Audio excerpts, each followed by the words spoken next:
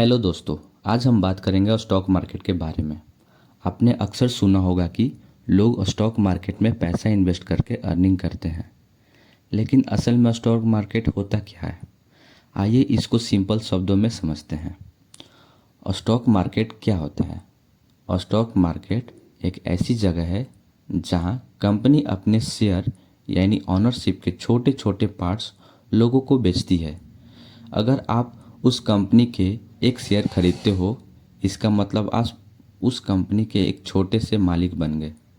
जब company grow करती है और प्रॉफिट बनाती है तो उसके शेयर का प्राइस भी इंक्रीज होता है। जब कंपनी ग्रो करेगा उसमें आपको भी फायदा होगा, आपके शेयर का प्राइस इंक्रीज होगा। लेकिन अगर कंपनी लॉस करती है तो शेयर का प्राइस भी डिक्रीज होगा यानी घटेगा, और आपको नुकसान भी हो सकता है। मतलब कंपनी के ग्रो के साथ आपका ग्रो और नुकसान के साथ आपका नुकसान। ठीक है। इंडिया में दो बड़े स्टॉक एक्सचेंज है। First BSE Bombay stock exchange, सबसे पुराना एक्सचेंज है। Second NSE national stock exchange, सबसे पॉपुलर एक्सचेंज है। इन दोनों पर ही कंपनी अपने शेयर लिस्ट करती है और लोग उन्हें खरीद बिक्री करते हैं। जब भी आप कोई शेयर को बाई करने जाओगे तो वहाँ आपको दो ऑप्शन मिलेगा, बीएसई और एनएसई। दोनों का प्राइस वैल्यू सेम है, इसीलिए किसी में भी खरीदो, ज़्यादा फर्क नहीं पड़ेगा। आपने निफ्टी और सेंसेक्स का नाम सुने होंगे, नहीं सुना तो सुन लो। ये इंडेक्स है जो मार्केट की ओवरऑल हेल्थ देखते हैं। इम्पॉर्टेंट बात क्या है, आप इन इंडेक्स को डायरेक्ट परचेज नहीं कर सकते। किसी भी कंपनी में या किसी भी कंपनी के शेयर को करते हो, बट इंडेक्स को आप बाई और सेल नहीं कर सकते, क्योंकि ये इंडेक्स है, इसमें सिर्फ फ्यूचर ऑप्शन ट्रेडिंग होता है। ओके। अब सवाल ये है कि लोग स्टॉक मार्केट में इन्वेस्टमेंट क्यों करते हैं? पहला रीज़न वेल्थ क्रिएशन, पैसे कमाने के लिए। अगर आप अच्छे कंपनी को चूज किए हैं और वो कंपनी डेली स्ट्रगल करती है तो वो कंपनी आपको लॉन्ग टर्म में आपके शेयर के बहुत बड़ा रिटर्न दे सकती है।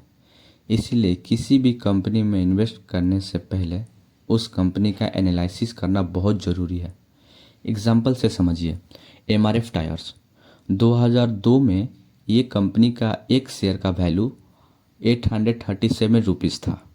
अब इसके एक शेयर का प्राइस 1,46,570 रुपीज़ है। समझ गए? इतना बड़ा बदलाव, लेकिन टाइम भी लगा। ओके। दूसरा रीज़न ऑनरशिप। जब आप शेयर खरीदते हो तो आप उस कंपनी के एक शेयर होल्डर बन जाते हैं। तीसरा रीज़न इन्फ्लेशन से बचना। और स्टॉक मार्केट में इन्वेस्टमेंट से आप अपने पैसे की वैल्यू बढ़ा सकते हो, जो नॉर्मली बैंक एफडी या सेविंग अकाउंट में पॉसिबल नहीं होता। लेकिन याद रखिए, और स्टॉक मार्केट में हमेशा रिस्क होता है, इसीलिए बिना नॉलेज के ब्लाइंडली इन्वेस्ट करना गलत है। कैसे स्टार्ट करें? और स्टॉक मार्केट में इन्वेस्ट करने के लिए आपको एक डीमैट अकाउंट की ज़रूरत होती है।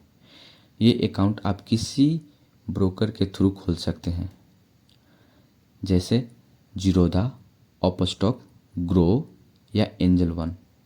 ये सभी एप्लीकेशन आपको प्ले स्टोर पर मिल जाएंगे।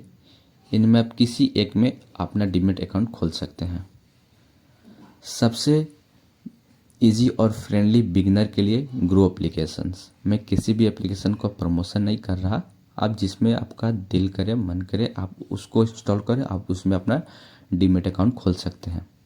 अकाउंट बनाने के बाद आप अपने मोबाइल से ही शेयर बाई और सेल कर सकते हो। ठीक है। इम्पोर्टेंट टिप्स, शुरुआत में हमेशा छोटी अमाउंट से शुरू करें।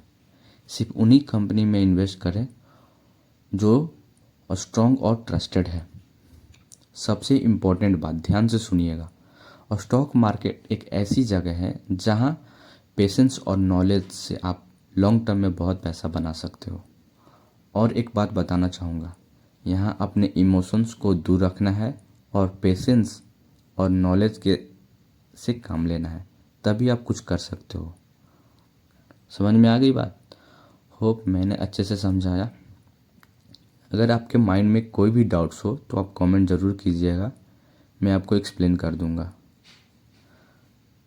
अगर आपको वीडियो पसंद आया तो एक लाइक सब्सक्राइब ज़रूर करें। आपकी एक लाइक और सब्सक्राइब से हमें मोटिवेशन मिलता है। ओके दोस्तों, बाय। मिलते हैं ऐसे ही नेक्स्ट नॉलेज